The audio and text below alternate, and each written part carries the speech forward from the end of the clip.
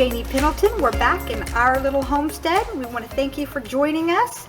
And today we have my chicken chili, or white chili as I always called it. We have some chicken strips that have been simmering in a little bit of oil.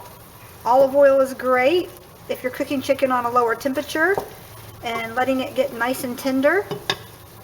And what we're going to do is, these are ready. I added a little salt and pepper, poultry seasoning, and basil, and I added celery salt. So we're using what we got here. I got one pan here, one pot. Trust me, this makes it hard when you don't have what you need. And I think I said salt and pepper, and I just got them so they were no longer pink and they were nice and juicy. I put the lid on the pot, let them go for about 20 minutes, and then I'm just going to take that and I'm going to shred it. Now in here is some nice chicken juice. Okay, I'm leaving that in there. The chicken breasts don't have a lot of fat inside of them, so this makes some nice flavor and juice for that. So we're leaving it in. And what we're going to do is we're going to add the beans to the pot.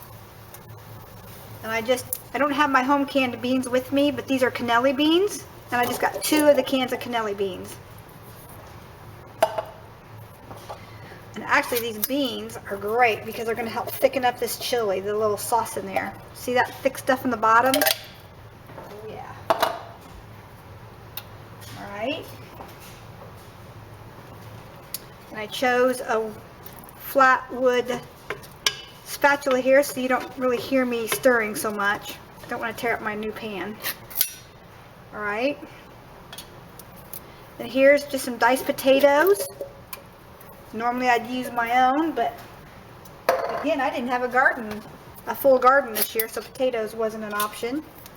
And I did drain these. A little gluten-free taco seasoning mix. Just a little. I'm also going to add some diced green chilies. I'm just going to add a little bit right now. I don't know how hot. There we go. There we go. It's not bad. We can add a little bit more of that after we've taste tested it. I'm going to blend that together here. Right here where you add your shredded chicken back in, I'm just going to take and shred it by hand. I've got asbestos fingers, so you might want to let it cool. And then we're going to add our chicken broth. And this is the 3-pound container of chicken broth. And if you just squeeze, it actually comes out faster without the chucking. See, if I don't squeeze, see how it chucks out and splatters? So if you just squeeze, it doesn't splatter. There you go. I've got another one here. So we're going to add it as well. See, just squeezing it like this right here gets the job done. Now, I don't want this too soupy, and I'm going to be making something else tomorrow that's going to be calling for chicken broth, so I don't have to use the whole thing. That's how I meal plan. I move things towards the next day. Alright, you can add carrots to this or whatever you like. Some cream cheese to this. And if you want, you can add the cream cheese. I do. You can use a low-fat cream cheese, or you can omit it altogether. I put in about 4 tablespoons. And now we're also just going to add a large dollop of sour cream. And normally we put in the white cheese of some sort, like mozzarella or something along that line. But I got this Mexican cheese mix.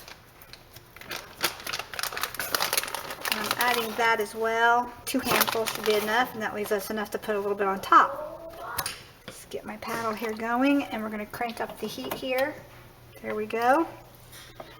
And then meanwhile, I'm going to shred the chicken, throw that back in, and we will be right back. And that's basically my recipe for white chili, or what you guys like to probably call chicken chili. And you can adjust the heat by adding more of the chilies or more of the taco seasonings. Okay, I just shredded the chicken and added that back in. And I thickened the broth with a little bit of cornstarch and my lactose-free milk. You can use whatever you like just to make a little roux. And then you just dip it in and out of here a little at a time until you get this nice soup consistency, and you can see the consistency of that soup. See, it still coats the spoon, and that's what you want. All right, we'll be right back when we serve this up. Okay, I've just topped this with a little bit of cheese and some oyster crackers. It's going to be hot. You can see where I shredded the chicken. Got to get a bean, a potato, a little bit of cheese, and some of that delicious broth.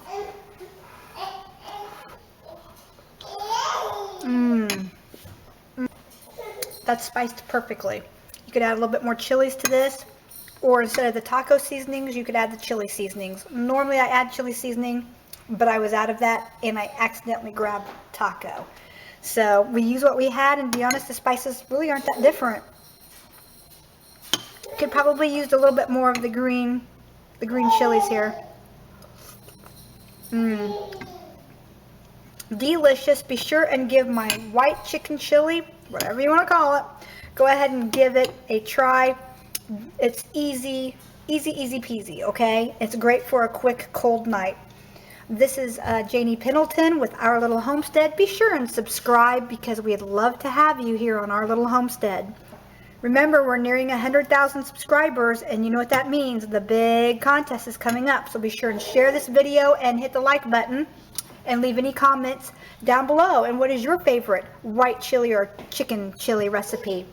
All right, I'd love to hear from you. Blessings. Eat more chicken. Did you see the look on her face? She was like, oh my. Do you think we should eat more beef or more chicken? Okay. Eat more chicken. Eat more chicken. Every time you do that, she puckers her lips. Can you do moo? Moo. What's a cow say? Moo. Not you. What's a cow say? What's a cow say, Stinky?